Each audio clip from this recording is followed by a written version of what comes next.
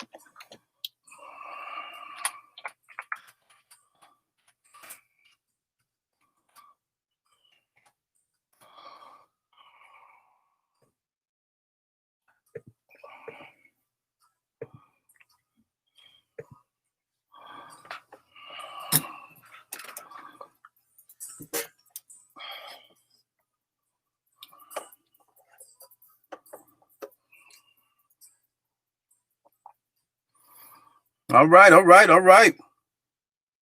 Good evening, ladies and gentlemen. Welcome to the program. Welcome to Let's Go Live with Lamont King. I'm Lamont King, and we are now live. So let's go. Let's go. Push the button. You see that? Good to see y'all. Broadcasting from the newly remodeled Drunken Fruit Studios. Shout out to Lord Jamar from Brand Nubian. I appreciate you for stopping by every day. We are here each and every Monday through Friday, 6 p.m. to 7 p.m. East Coast time. Lord willing. And shout out to everybody watching right now on the West Coast and worldwide. I talked to the Progressive Traveler yesterday. She said she's catching the show in Durban, South Africa. So, yeah. So there's that. For the first timers, welcome. I see you in the Peanut Gallery, our world famous chat session. Return patrons, I salute you. No individual shout outs if you don't donate to the cause. No individual shout outs, but I do see you. I want to recognize and acknowledge you. But newcomers, welcome to the program. This is something like a podcast, but live. Trending topics, celebrity interviews, hilarious commentary, and interesting people. So we're going to try to get one of those, at least two of those today. Got a lot lined up, man. Some interesting stuff. The headlines, some funny, and also Roland Martin should be stopping by a little bit later. So there's that. And, oh, you know what that is? You hear the noise. You know what that is. Drunken Fruit, our longest running sponsor, is now running currently. When you hear that noise, they're running a 10% off bundles special. Not bundles of hair, but we got trinket bundles and holiday bundles. Great gift ideas. Not too late. Great gift idea, especially special delivery situations in the DMV, DC, Maryland, and Virginia area. So inquire within. There it is. Take that off. How y'all feeling, man? Get back at it. Got a Tuesday. He gave you another Tuesday. Could have gone the other way, but it didn't, and you here. So be glad in it. You know what I'm saying? All right, without further ado, I see that our guest is ready. I'm going to get right to it today. I'm going to save the headlines for a little bit later in the show, as promised. We talked about at the end of last week, and we talked about yesterday, the stimulus package. And you guys had questions, and I was like, well, let's go get some answers. Let's go figure out what it is that we need to know. Are we getting duped? Are they giving out $600 and just a handful of scratch-offs and telling us to fend for ourselves? What is it? Let's get the breakdown. So I reached out to a political junkie, if you will. Please welcome to the show. Let's go live. Everybody make some noise for Erica Savage Wilson. Good to see you. Hey, good to see you as well. And good day to the Lamont King audience as well. Thanks for having me. and thank you for coming on for at such late notice. Now we like to with newcomers to the show, we like to slow walk it a little bit. So if you got some time, if you could, I'm gonna go ahead and pull up your website. Give us a little bit of background on yourself, where you came from, what you're into, and what makes you so knowledgeable about politics. Sure. So I'm Erica Savage Wilson. I work in politics. I'm a director at a political consulting and data management firm. I'm also a former federal employee, a financial analyst for nearly a decade. But I come into this space having worked in politics for about 15 years. I worked local campaigns, state campaigns, and worked a congressional campaign. So I understand organizing, footwork, and actually knocking on doors and asking people for votes. I've been in the DC area now for about 4 years, and I am a regular Thursday guest on Roland Martin Unfiltered. I heard you mention his name. Shout out to my big brother Roland. We just saw each other a couple of weekends, well, last weekend before that. He's in Georgia doing awesome coverage there. So I'm a political commentator, political analyst, and in this space, I lift and bring up my hometown, Albany, Georgia. And so one of the reasons that I have the Savage Politics podcast and Savage Political Bite live show every Monday, Wednesday, and Friday is specifically because I'm always wanting to lift below the fold issues specifically for rural and agricultural voters who often are termed and thought to be only white. But those are very much so Black and brown people who often get dismissed from out of the political minutia conversation. So that is who I am, and that is what I do. I do work for the people.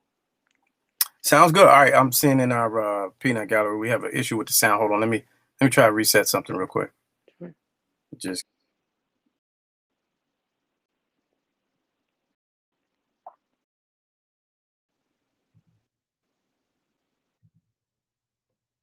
Let's try this one more time. All right, thumbs up in the chat, ladies and gentlemen. Thumbs up in the chat if you can hear us loud and clear. Let me give them a thumbs up before I continue. Thumbs up. Give me the thumbs up in the chat, Peanut. Yeah, I don't hear anything. You don't hear me? You can't hear me? Oh wow. What's up with this? Hold on, let's try it again. Well, I got the thumbs. They can hear us. How about now? Can you hear me? Okay. They say they can hear us. Wait a minute, let me type to you real quick. Can you hear me?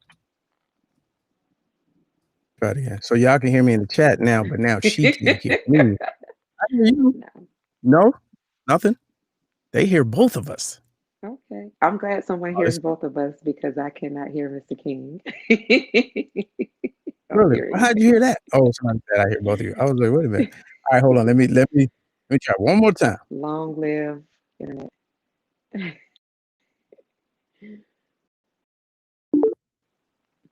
It's always happens when we have company. Can you hear me now? I can hear you good, fam, now. All right, we back. They said yeah, look at that. Hey, look at God. A round of applause.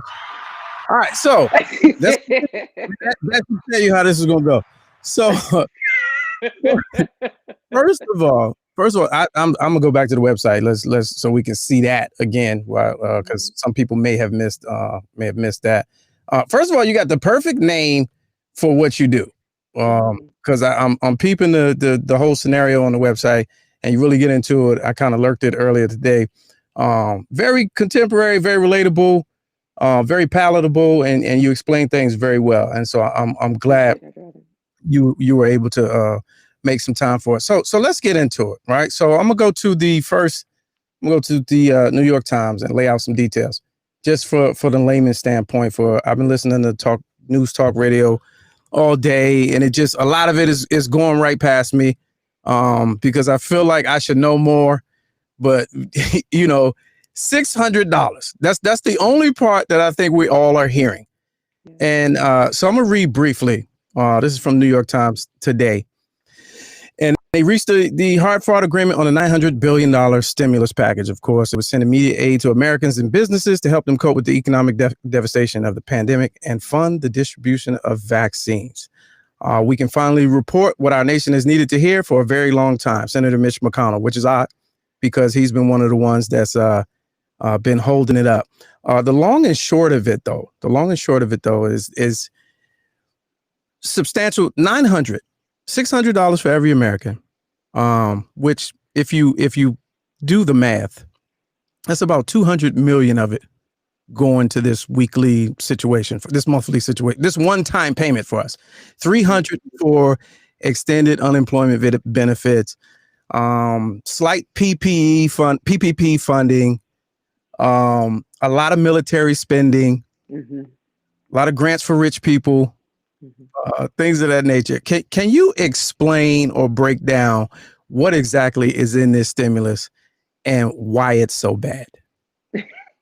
Well, it is so bad because the wells of the Senate controlled by Republicans. And whenever you have a majority whose focus is really shielding corporations, this is the type of relief that is left over for the actual people that engine and power those corporations. One of the holdups in the Senate for folks to be able, for Americans really to be able to get this relief was really that Senate Republicans were holding out, adding into this 5,500 plus page document, which I just want to assure all of your listeners and readers, many of those folks within the Senate and Congress will not read that. That's a lot of material to read that would take quite a significant period of time to read. So those numbers that you just shared with your audience, we'll go through those numbers. But a 5,593 page document is what we're talking about here. And so they were able to successfully, Senate Republicans were able to add in some shielding for corporations. So that took so long. So let me start there. So what does that mean? One of the things that Mitch McConnell and his party wanted to do is to make sure that as we continue to enjoy being able to go to the grocery store and get all of the things that we enjoy, that the folks that are actually working in factories and plants to produce or, to make sure the chicken has been deboned and put into packaging, that they wanted to ensure that those companies that actually those CEOs that actually run those companies would not have to be in litigation because one of those workers who there have been hundreds, maybe even thousands of workers, but I know at my last count, hundreds of workers who have contracted and or died of COVID that work in these industries, that they would be shielded from litigation. So when you think about it, and let's just take that, the chicken plant, because I am from Southwest Georgia, rural Georgia. And so there are people that I know that's where they make their living. They work 4 days a week at the chicken plant. That is how they're able to raise and take care of their family.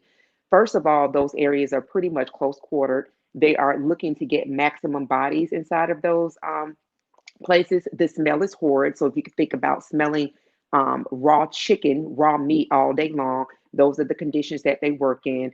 They have garments that they put on, but some of the garments are garments that they have to buy and bring to work to themselves. So that would be shielding and boots and things of that nature. So that's just to kind of give your audience a picture, not to say that they already didn't know what that perhaps may have looked like, but that these people go into those places working 12 to 16 hours per day.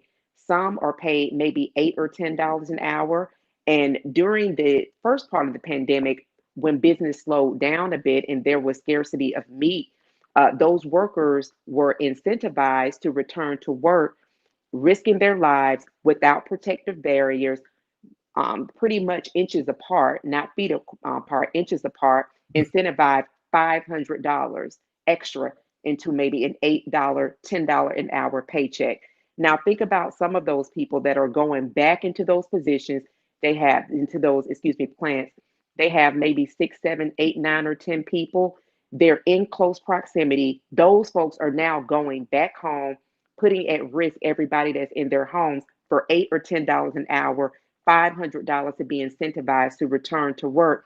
And I'm laying all of that out the way that I'm laying it out because I want the audience to know that these corporations that saw fit to make sure that profit was first and people maybe were in the equation, their bodies, their labor was in the equation, but that they wanted to make sure that those people that they have supported through campaign contributions would make sure that they were protected, not the people that engine their profits. So that this is why there was such a delay in getting some meaningful legislation out with a relief that would actually help people. So we are at half of what was going to be given to American, well, what would be shelled out to American people. The 1,200 is now $600, and those folks that initially had $600 a month in jobless benefits claims, that's now $300. But just to remember that we're 220 plus days later to make sure that corporations were shielded. And so then those same workers will only be receiving about the same amount they were incentivized that could go back into a place to continue to risk their lives for profit. The shielding the corporations piece, right? Mhm. So we all watch the movies. We know historically what politicians are put in place to do. How come we haven't gotten that portion of it through the media? How come the media has not been interested enough to kind of convey that part of it? Because that part is unfamiliar to me. That's probably on page 2,000 of the 6,000 pages where I wouldn't even get that far. How come we don't know that? Because if we would know that, we would be in a position to challenge it, to ring the alarm, make some noise, and kind of offer some pushback. But now we get it's Christmas week. Take your 600 and be happy. How come these are things that we aren't aware of as a people? Well, because those things are not sexy. Those things don't really, you mentioned the New York Times piece, those really don't drive headlines. And then we have to think about corporations are effectively considered people. That was in the whole Citizens United, that whole Supreme Court case that allowed corporations to be able to pour unlimited amounts of money into folks' campaigns. So there's one driver. And then the other piece around, folks that can be expecting some level of stimulus is that it is for most Americans. It's not all Americans. Right. Americans that have not filed income taxes because of retirement, but they do receive some SSI, some other benefits, as long as it's under the $75,000 individual threshold, those people may be able to receive that stimulus, given that they've actually filed income tax. And then also for dependent children under the age of 17, be able to receive $600 per child. Then when you talk about married people, it's under 150,000, and then that's $1,200 with also $600 for each dependent child. So when you start breaking it out, it's not everyone is going to get a stimulus. It's Right. most Americans, and then there are qualifying parameters that are around that. So back to the original question that you asked, it's not something that would draw people into, well, I shouldn't say that. The thinking is that they're not people that are intellectually curious enough Got it. to want to kind of get more information, dig down deeper. As you said, it was probably in page 2,000 of that Mhm. 5,593 page document, but there's not that appetite for that. And then that kind of opens up the door to really what really kind of engines this entire country, which are corporations, um, for lack of better wording, being able to abuse people in the name of profit. It kind of reminded me of I believe, I can't remember who it was. There was a stimulus. Yeah, I don't know. It was some years ago. It might have been Bush 41, where he gave us the tax-free back to school stimulus. It came like right in August, Yeah, and it was enough money to really just put into school supplies and stimulate the economy for like 30 days, and it really right. wasn't a benefit. So this feels like a Christmas bonus. Well, see, here's the thing, My own Lamont, money. which is pretty interesting. Yeah, and here's the interesting thing. So, for those most Americans that will receive that, we have 30 to 40 million Americans that are behind on rent payments. Mhm. And Pew Research is saying, and they have the numbers. They're reporting today that in those 30 to 40 million Americans that are behind on their rent per individual, it's about $6,000 per person. Mm. So $600 it's only a drop in the bucket when we have now moratoriums on evictions, federal moratoriums on evictions that were set to expire at the end of this month. That can has been pushed up to now July 31, 2021. That's only a month more up the road. Then we have 1 in 4 people that are facing food insecurity. Now, one of the other pieces that kind of happened, interestingly, is this legislation is around SNAP. That's food benefits. Those have been set to increase about 15%. But riddle me this: if you have 30 to 40 million folks that are behind on rent, if you have people that are looking for work, and jobless benefits are only $300. If you also have people they're really making decisions about whether or not to send their children, or whether they can afford the internet for their children to be able to participate online, where, if you go and buy food, are you going to cook the food? Yeah. Because there are people that live in extended hotels. That is a phenomenon that has been happening since the global meltdown. That people weren't able to then continue to live in their neighborhood, continue to rent in their neighborhood. They had to go to extended living. That moratorium does not apply to folks that are living in extended living facilities. So when we look at, what has been increased, but what has been decreased, it still does not help Americans who are the engine of this country to be able to actually not only live, but be able to live and provide for their family adequately. We're talking with political commentator Erica Savage from ericasavagewilson.com. We're talking about the stimulus and what came out today. And I want to read a couple more numbers that they threw out. Let me share the screen right quick. I thought this was interesting. So again, 600 to people that are eligible, 300 unemployment benefits, down from 600 up to 11 weeks. And it would also continue and expand benefits for gig workers and freelancers. And it would extend federal payments for people whose regular benefits have expired. The measure would also provide more than $284 billion with a B for businesses and revive the Paycheck Protection Program. So last go round, with the $2 trillion that they went and got off the dresser, we saw a lot of waste, fraud, and abuse flat out. Mm-hmm. We saw, Kanye got $4 million, didn't pay his choir. We seen Roof Chris weren't even open and they took $9 million. We saw a lot of companies and corporations and businesses that wouldn't be considered small business getting big money. We also saw a lot of people who could have been eligible, like mom and pop shops and entrepreneurs and self-sustained businesses and all that, not get it. Right. What's going to be different this time?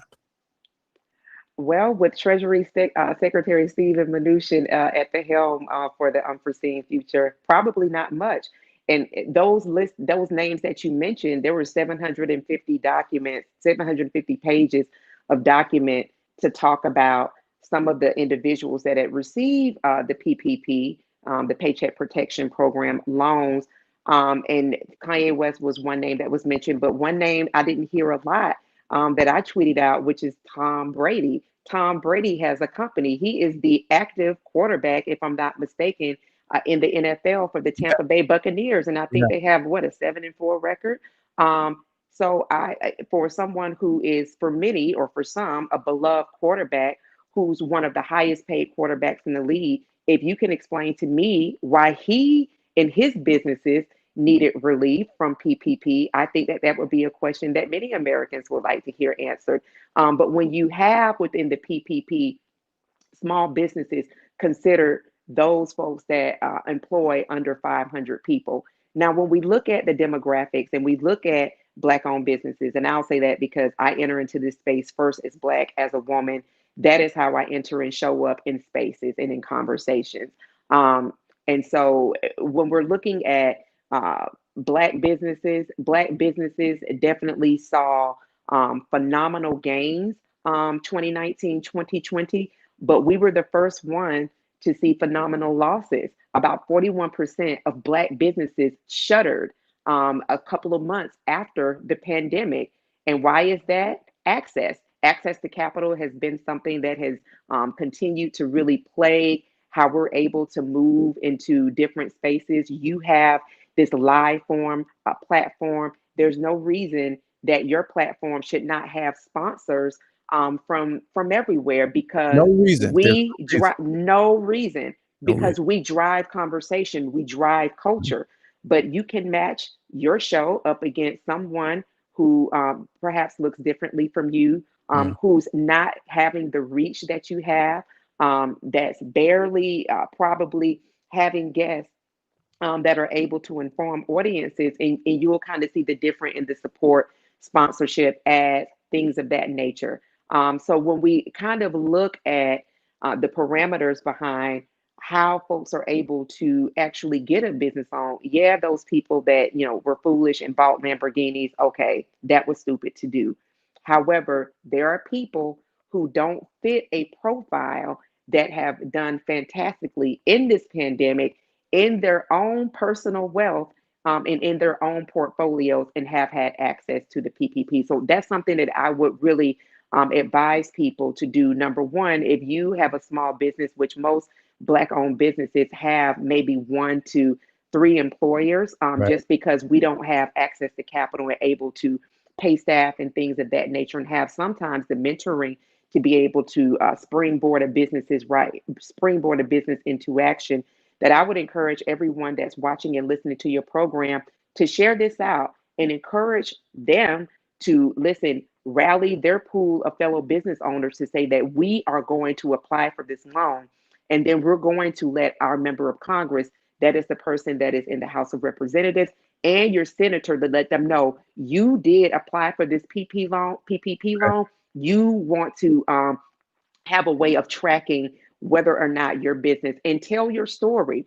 The active engagements of us saying to those people who are in the wells of the Senate, the folks that are in Congress, to say, listen, you work for me. You are able to earn the money that you earn, $174,000 a year, great retirement benefits, all of the things that their family would gain, because I elected you to actually, I hired you for a job.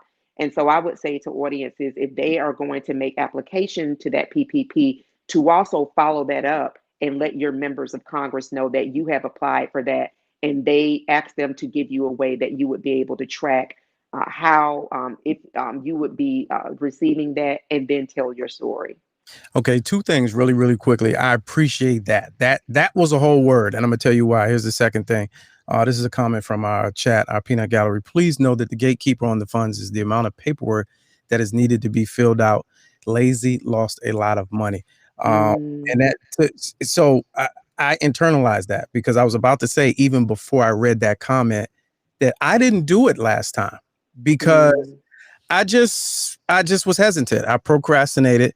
And I was like, I'm a small business. I just got up in 2019, incorporated. I had, minor sales in 2020. I really didn't think the scope and magnitude of it was going to be what it was. And I was like, I probably won't even get it. So then we start seeing, as June, July, August, who and what and how much. And it was a totally different thing than I had expected. I could have and should have. And I probably, just like you saying, if not for just making the attempt, I probably would have got something to sustain myself. And so to your point, this second go round, I'm definitely doing it. Yes. Like without question, without hesitation. Excellent. Yes. At least if I can get the minimum, and if I get rejected, I'm on that phone. I'm following up, because I see how easy it was. If that's a word, appropriate word, for people that did get it, how that process took. Back to the article, and on the same page, we also saw, when people started getting the money, that there was a big deal made about our social constructs, our movie theaters, and our going out to eat, and what they call the gig economy. Never knew that there was a phrase for that, and I was in it. Bartenders and service industry personnel. So they're saying that this one expands eligibility. Again, this is from the New York Times. Expands eligibility under the program for nonprofits, local newspapers, radio and TV broadcasters, and allocates $15 billion for performance venues, independent movie theaters, and other cultural institutions devastated by the restrictions imposed to stop the spread of the virus. Now, I think this part is tricky for me, because I understand the need to get back to some sort of normalcy, even though I personally don't believe we will ever return to quote unquote normal. So they're letting you know up front that there's a lot of money that went to trying to create your society again so that you can go outside and play and do the things that you did before. My issue with that is a lot of people have not stopped playing. So, you're fast tracking the reopening of all of these institutions and things that enhance our day-to-day quality of life. But, still in the middle of the pandemic. And so I kept reading, and it said, the agreement is also expected to provide billions of dollars for testing, tracing, and vaccine distribution, as well as $82 billion for colleges and schools, because we know they got hit hard. $13 billion in increased nutrition assistance, $7 billion for broadband access, and $25 billion in rental assistance. Even though, as you said, the moratorium on evictions has only been extended by a month. So these fixes, could they be considered that? Are they band-aids? Is this a real meaty bill that was agreed upon, or is all this just fluff? It is a Band-Aid. There was definitely more money, as you talked about, the $2 trillion that's sitting on the chest of drawers. There was more money, but the Republican-led Senate cut it substantially to keep people in a position of really needing more. We have other countries that are doing $600 a week until they're able to open up their economy safely and effectively. And so, what we're seeing again here, as you called out those numbers, the $82 billion for colleges, universities, we know that unfortunately HBCUs took quite a hit because, particularly if those schools did not already offer online programming and really not having the financial support as we see in some of the PWIs. And, just to make sure I'm not throwing out acronyms that people may be unfamiliar with, and understanding you have an intelligent audience, predominantly white institutions. That they thrive, and a lot of that is off of the donor community and off of their strength of their alumni community. That those strengths are not afforded to HBCUs. We just saw here recently in the state of Maryland, the next door neighbor to the state of Maryland, where Governor Hogan again did not want to fully make sure that HBCUs were funded at the same level as neighboring PWIs are. So negotiating on that number. So yeah, per usual, absolutely. So this is kind of what we've seen at local and state levels. We've just seen it really profiled here on a federal level. So that $82 billion going back to that for some institutions that really are struggling since they don't have students on campus and they're not able to, house and feed those students. Those are definitely something that's at the forefront. There's also $10 billion in there for childcare. That is another industry that Black, brown people not only depend on, but usually stand up in our communities. And so those people that do have work or are looking for work and they still do need childcare, and there is that neighborhood childcare facility, or there is a childcare facility that's Black people of color led, that those folks need money too, because the people who have to work need to have a place that they're able to take their children. And those industries, those businesses rather, have really been suffering. So just taking back to all of the numbers that you said, this is not a lot. And so there is going to be really some work that is to be done on what I'd love to say is an engaged citizenry, to let the people that you hired know that it's not enough. Now, understanding that the folks that are actually responsible for this have led in the Senate, which is why the efforts in Georgia are so important. However, as a person who has hired people to represent you both in the House of Representatives and Congress, it's on us to let them know that I see you and this is not enough. And so again, that's why I said that for all of the individuals, even though the tenants have been expanded a bit for more people to be able to get inside of this paycheck protection program, that I still encourage everybody to not only apply, but encourage a group of people to apply. And then those same group of y'all say, okay, now tell me, who is it that works for you that's in the House of Representatives? Who is it that works for you that is in the Senate? We are going to do an email, somebody do a template. We all put our names on it. And in that, we're going to talk about we applied. This is the date that we applied. This is the outcome that we're expecting. And here's our testimony. In our district, my neighborhood, my people worked for you. They voted for you. These are the outcomes that I expected.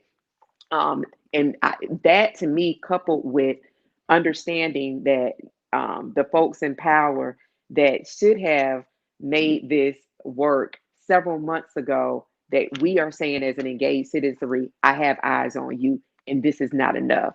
So even if we don't qualify to receive those payments, we're speaking for folks that are qualified to speak, that to receive these payments, to say, I see you, this is not enough, something needs to be done now. Oh, you're talking about the civic engagement that we exercised all summer. You're talking about keeping it going. Is that what you're saying? We have to. Yeah, we have to. I thought it was over after November. No. Oh, you wanted to keep going. Yeah, that's where the onus is. That's what really kind of got us to this place.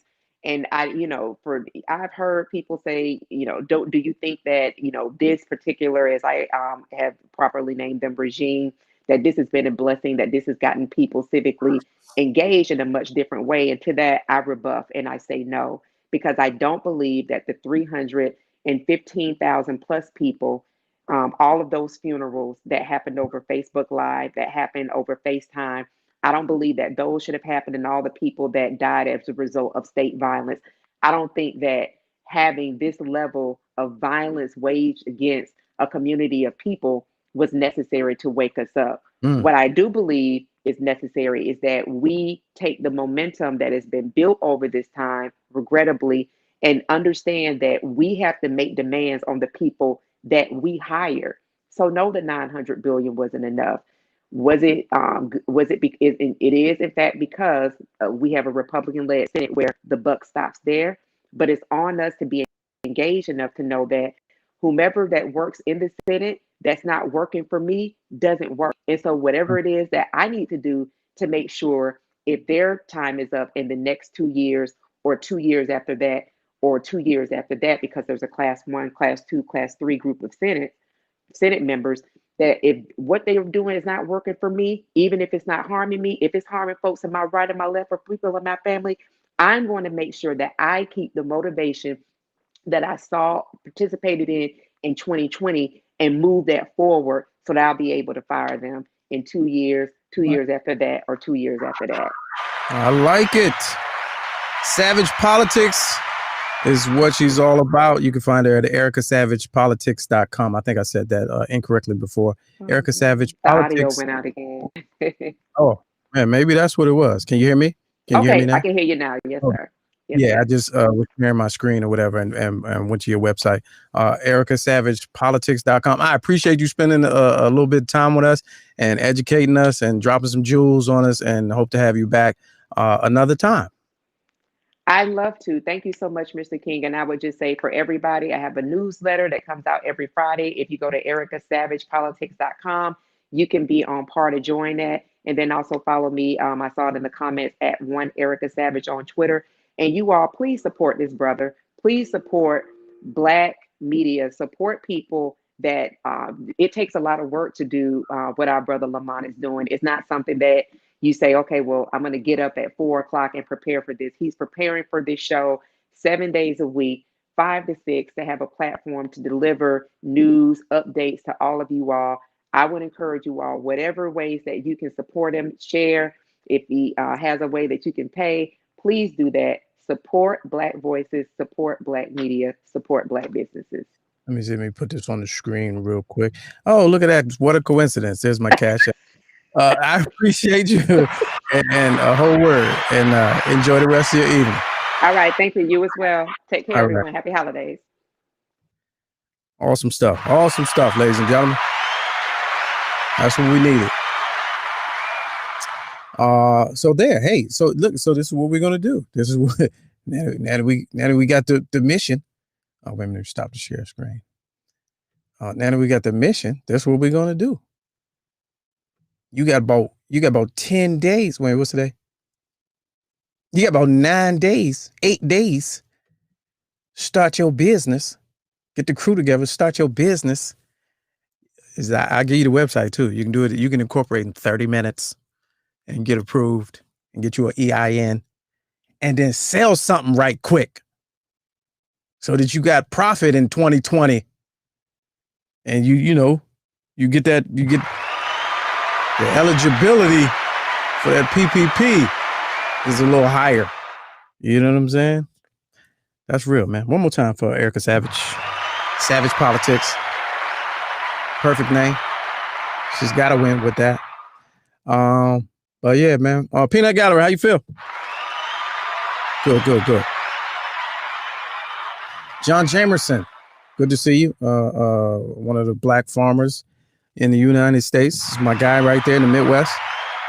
I believe it was Indiana. Got to get you on the show, John Jamerson. Talk that real talk about food, man, and growing your own from somebody that does it and is doing it and has done it at a high level for a long, long time. So look forward to that. See if we can set that up. But yeah, man, PPP, it's the name of the game. Yeah, it was just so much in this article that I needed to unpack because I feel like, the civic engagement piece is such a real piece, but I also feel like there are many of us who are completely disgruntled. We saw it at the entire system. And then this happens and it's like, man, this feel like a smack in the face all over again. Because, you call your representative and find out who's working for you and get to a point where you're over them and you fire them and then they won't leave. So then what? You have that situation. I know that happens on every level. You get to a point where you fire them and say, you're my representative, you working for me, but I'm over it, on to the next guy, and you do your civic engagement, do what you need to do, and then they won't leave. But even at a local level, man, it's always been tricky because politicians, man, they say what they need to do to get in, and they get in and do what they want. So how do we as a citizenship, a people, a community, how do you fight that? What's the pushback on that? In theory, a lot of it sounds good, but how do we collectively, make that effect? I saw one in the chat. John said we need to demand our share of the giveaway. How do we do that? How do we mobilize where we can be in a position to demand and walk up in there? What they did in I think it was Oregon, the city council. Armed militias in ski masks went up there and disrupted the meeting with loaded weapons. Joyelle Nicole Johnson, comedian and co-host of Karen Hunter's show on Friday, she tweeted out, she said, now, if we can only get black folks to do this in about 42 other states so that 20 minutes later it can be made illegal. Like, that's real, though. Like, how do we get to a point where we're aggressively demanding and saying like, all right, we ain't got to agree. I see infighting right now. I jumped into a fight accidentally on Twitter with Foundational Black Americans, FBA, and ADOS, American Descendants of Slaves. Now, we joke about this often on this show for the last 6 months. And on the Karen Hunter show, I had no idea until yesterday that those were two different groups. I thought there was a same or similar ideology focused on getting wins for black people in America who are descendants of enslaved Africans. I thought they were one and the same. Just, I'm over here and we calling ourselves Foundational Black Americans. I'm over here, we calling ourselves ADOS. I see yesterday Yvette from ADOS and Tariq Nasheed from FBA are like sworn enemies now. And I'm like, how is that productive? So to the point I was making, that could be happening. But how do we find a way to, all right, get your crew. I don't bang with y'all, but get your crew We meeting up City Hall, 8:00. The smoke is not for us. The smoke is for them. We'll figure out and talk about later at the card game why I don't like your face. You know what I'm saying? But for right now, we need to be aggressively demanding what we want from these people we put in position. How do we get there? That's my question. Because if I apply for this PPP this time, and I say I just want 5, just give me 5K, man, so I can stay afloat for 30 days. Just give me 5, and I get some little BS rejection and some explanation, whack explanation, and then I call, see who are my representatives. I don't even. I figured out. I see who my representative is. I'm on the phone. I'm like, yo, hey, you know, what's good? Blah blah blah. And they're like, oh, can the state senator call you back? Like, nah. I want to be able to find like-minded individuals who are meeting with the same scenario to be like, all right, we're gonna have to go down there and see if we can get company, as they say in the movies, if we can get company with these officials. So there's that. That's the question. So Haynes, let me see what y'all talking about. Haynes says you haven't listened to Tariq in a while. No, I see Tariq every day, and he just be on one. He goes so hard that like maybe 6 out of 10 posts, I gotta be like, that's you're doing too much. And then some of them I'll be like, oh, that's real. Yeah, why they do that? But then other ones I'll be like, young, what are you doing? But I had no clue because I don't really dial into I catch them. But I don't really dial into, because I was, we talk again nationally on the Karen Hunter show. I kind of make light of the acronyms because I felt at the time they were counterproductive to the larger deal of getting Trump out of office. And that's when, Cube came forward and Waka Flocka and T.I. and Puffy and 50 and everybody got on this bandwagon. I was like, whoa, this conversation has been happening for quite a few years now. And y'all just getting on it and y'all wearing t-shirts with the acronyms on it like you've been down and no, you haven't. So for me, it was like I wasn't really dialed in. I'm not searching the hashtag, but it would just come across. But I really thought foundational and descendants of were synonymous. So I missed that one. Nola said Yvette and Tone Talks, who were the two people behind ADOS, went after Tariq over a year ago over a comment they took out of context. And he also was falling out with everyone. So there's that. Yeah. Haynes, I'm not repeating that. But yes, you're correct. I saw that yesterday and didn't realize it. All right. Let's see. Let me check my email real quick. Shout out to our executive producer, Mr. Clarkson, bringing back his podcast, wonderfully and wildly entertaining Sober Thoughts on Monday. It's this new time, Monday. Okay, I got it. So right about now, let's see if I can do this on the fly. It's a live show, ladies and gentlemen. Don't trip. Sober Thoughts from executive producer, Mr. Clarkson. I'll let that load up. Let me go to this other story. I had a story ready for y'all the other day. It was old, but we can get to it. I don't know if y'all saw this. This kind of, makes your stomach turn about the current situation. I was watching the news tonight, and they said like Trump and Pence, like they're really not leaving. They're not leaving. And they got Giuliani off the leash, literally, because he's a walking dead. And he's like a zombie. But did y'all see this story? It's from a ways back, but I never got to it, so I'm gonna get to it right now. Just a quick quote, and it was vetted. I saw it in several sources, so it was said by somebody, and it's from political.com. So that's reliable. Here's the headline. Just look at the headline. We'll just take a look at the headline. We want them infected. Trump appointee demanded herd immunity strategy. This was revealed in an email from last week on the 16th. A top Trump appointee recently urged top health officials to adopt a herd immunity approach to COVID-19 and allow millions of Americans to be infected by the virus, according to internal emails obtained by a House watchdog and shared with Politico. Who leaked it? That's the question, because we know there's a current war against whistleblowers right now.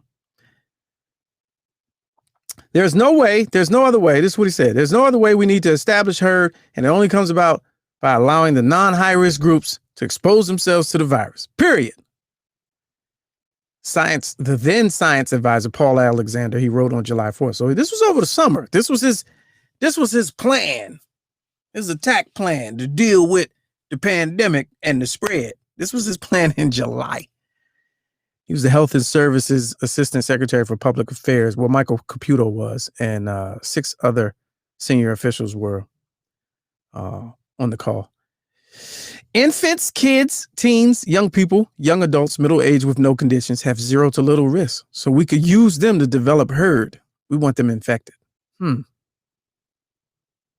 Let that sit with you for a minute.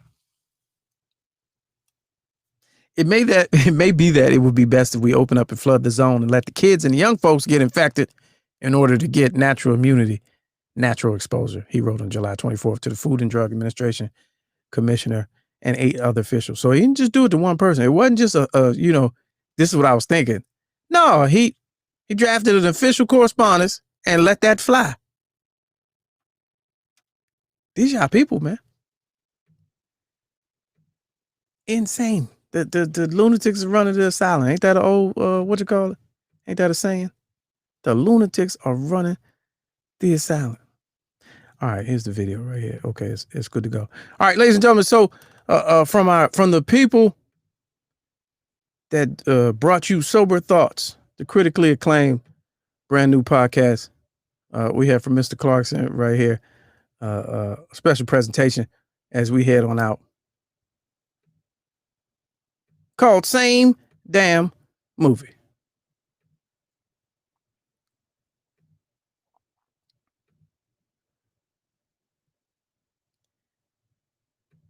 There we go. Enjoy.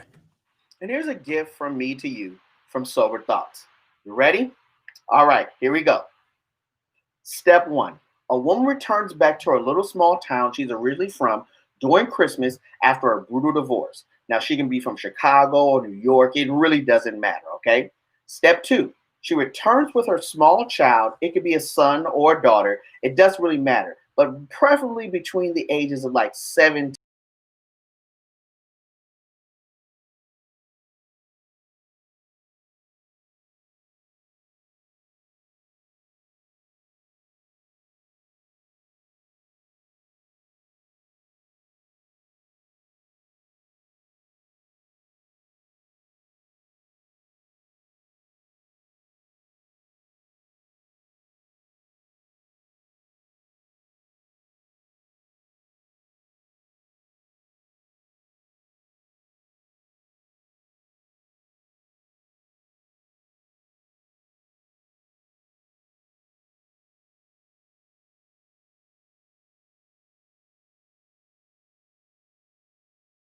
However, in the distance, I killed the audio. Oh, my bad. Sees them having dinner. I took my face out. All right, let's go back. My bad.